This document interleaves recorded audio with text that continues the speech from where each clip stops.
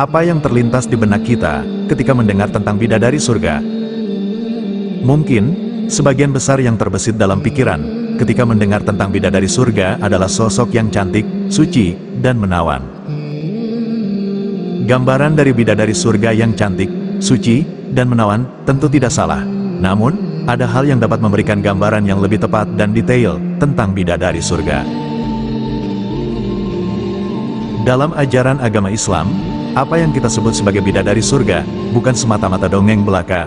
Pembahasan mengenai bidadari surga bahkan muncul dalam sejumlah ayat Al-Quran dan hadis. Allah Subhanahu wa Ta'ala berfirman dalam surat Al-Waqiah ayat 22-23, yang artinya, "Dan ada bidadari-bidadari bermata jeli, laksana mutiara yang tersimpan baik." Al-Quran Surah Al-Waqiah ayat 22-23.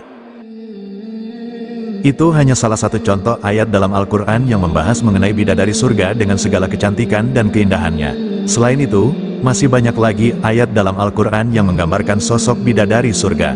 Berikut ini adalah penjelasannya.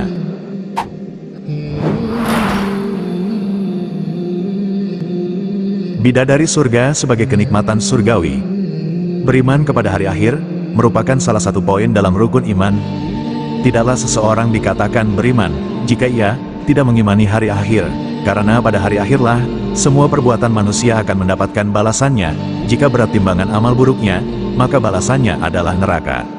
Sedangkan, barang siapa yang berat timbangan amal baiknya, maka balasannya adalah surga dan segala kenikmatannya. Salah satu kenikmatan surga yang akan diperoleh bagi orang-orang beriman dan beramal saleh adalah teman pendamping, yang tak lain adalah bidadari surga. Rasulullah Shallallahu Alaihi Wasallam bersabda, orang yang mati syahid memiliki 6 keistimewaan di sisi Allah Subhanahu Wa Taala. 1. Diampuni dosanya sejak tetes darah pertama. 2. Bisa melihat tempatnya di surga dan dilindungi dari azab kubur. 3. Diberi rasa aman dari peristiwa kehancuran.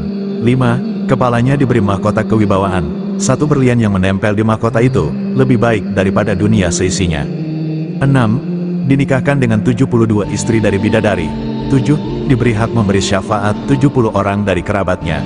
Hadis riwayat Turmudi. Sementara itu, riwayat lain menyebutkan jumlah pendamping surga ialah berbeda-beda. Di antaranya adalah riwayat Ahmad yang menyebutkan jumlah 72 bidadari selain wanita dunia. Sesungguhnya, derajat paling rendah penghuni surga adalah baginya ada 7 derajat dan ia ada dalam derajat ke-6, dan di atasnya adalah derajat ke-7. Baginya sebanyak 300 pelayan, setiap pagi dan sore dihidangkan 300 nampan hidangan, dan aku tidak tahu kecuali beliau berkata dari emas. Dalam setiap nampan ada aneka warna makanan yang tidak sama dengan nampan yang lainnya. Ia merasakan kelezatan awalnya, sebagaimana merasakan kelezatan akhirnya. Dihidangkan minuman dari 300 bejana, warna dalam tiap bejana berbeda dengan bejana lainnya. Ia merasakan kelezatan awal dan juga akhirnya. Kemudian ia berkata, "Wahai Tuhanku, kalau Engkau izinkan, aku akan memberi makan penghuni surga dan memberi minum mereka dan tiada berkurang sesuatu pun apa yang ada padaku." Ia mendapatkan 72 bidadari selain istri-istrinya di dunia.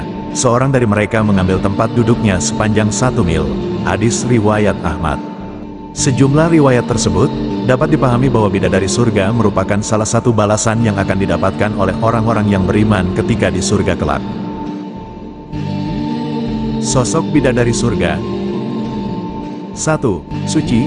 Bidadari surga adalah sosok perempuan suci. Dia tidak menstruasi, nifas, buang air kecil dan besar, meludah, keluar ingus, ataupun kotoran lainnya. Selain itu hatinya suci dari akhlak buruk, lisannya terjaga dari kata-kata kotor. Allah berfirman dalam surat Al-Baqarah ayat 25, yang artinya, "Dan sampaikanlah kabar gembira kepada orang-orang yang beriman dan yang berbuat kebajikan, bahwa untuk mereka disediakan surga-surga yang mengalir di bawahnya sungai-sungai. Setiap kali mereka diberi rezeki buah-buahan dari surga, mereka berkata, inilah rezeki yang diberikan kepada kami dahulu. Mereka telah diberi buah-buahan yang serupa, dan di sana mereka memperoleh pasangan-pasangan yang suci. Mereka kekal di dalamnya." Al-Baqarah ayat 25. 2. Bermata jeli seperti mutiara. Selain suci, bidadari surga juga digambarkan sebagai sosok yang sangat cantik, yang memiliki mata jeli seperti mutiara.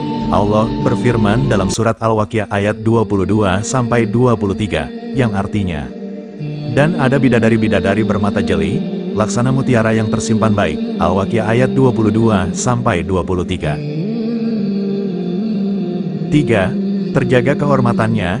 Bidadari surga adalah sosok yang terjaga kehormatannya. Mereka menjaga pandangan dan terjaga dengan baik, layaknya telur burung unta. Allah berfirman dalam surat Ash-Shofat ayat 48-49, yang artinya, di sisi mereka, ada bidadari-bidadari yang tidak liar pandangannya dan jelita matanya, seakan-akan mereka adalah telur burung unta, yang tersimpan dengan baik. Ash-Shofat ayat 48-49. 4. Perawan. Bidadari surga juga digambarkan sebagai sosok perawan yang belum tersentuh siapapun. Hal ini dijelaskan dalam Al-Quran Al-Waqiah ayat 35-37, yang artinya, sesungguhnya, kami menciptakan mereka, bidadari-bidadari, dengan langsung, dan kami jadikan mereka gadis-gadis perawan, penuh cinta lagi sebaya umurnya. QS Al-Waqiah 35-37. 5. Wangi. Selain digambarkan mengenai keindahan fisik dan akhlaknya, bidadari surga juga digambarkan sebagai sosok yang berbau harum. Rasulullah Shallallahu Alaihi Wasallam bersabda, sekiranya salah seorang bidadari surga datang ke dunia, pasti ia akan menyinari langit dan bumi dan memenuhi antara langit dan bumi dengan aroma yang harum semerbak. Sungguh, tutup kepala salah seorang wanita surga itu lebih baik daripada dunia dan seisinya. Hadis riwayat Bukhari dan Muslim. 6. Sopan dan pemalu. Bidadari surga juga digambarkan sebagai sosok yang sopan dan pemalu. Hal ini dijelaskan dalam Al-Quran Surah Ar-Rahman 56-58, yang artinya, di dalam surga, terdapat bidadari-bidadari yang sopan, yang menundukkan pandangannya, tidak pernah disentuh oleh manusia sebelum mereka, penghuni-penghuni surga yang menjadi suami mereka, dan tidak pula oleh jin. Maka nikmat Rabbmu yang manakah yang kamu dustakan, seakan-akan bidadari itu permata yakut dan marjan. Ar-Rahman ayat 56-58. Yang pasti, bidadari surga digambarkan sebagai sosok yang nyaris sempurna dengan kecantikan fisik dan akhlaknya, serta suci dari apapun. Sosok bidadari cantik di antara yang paling cantik. Ainul Mardiyah merupakan bidadari surga yang paling cantik di antara yang paling cantik. Tidak diragukan lagi, jika bidadari surga adalah sosok yang sangat cantik. Namun di antara banyaknya bidadari surga, ada salah satu yang paling cantik. Bidadari itu bernama Ainul Mardiyah. Bidadari yang bernama Ainul Mardiyah itu hanya diberikan Allah Subhanahu wa Ta'ala kepada orang-orang yang berjihad. Nama Ainul Mardiyah berarti mata yang diridhoi, atau setiap pandangan yang melihatnya pasti akan menemukan keridoan di hati. Kisah tentang bidadari surga tercantik ini telah diceritakan hadis Nabi yang diriwayatkan oleh Tirmizi. Ketika pagi hari di bulan Ramadan, Nabi sedang memberikan targhib, ajakan untuk semangat berjihad kepada pasukan Islam.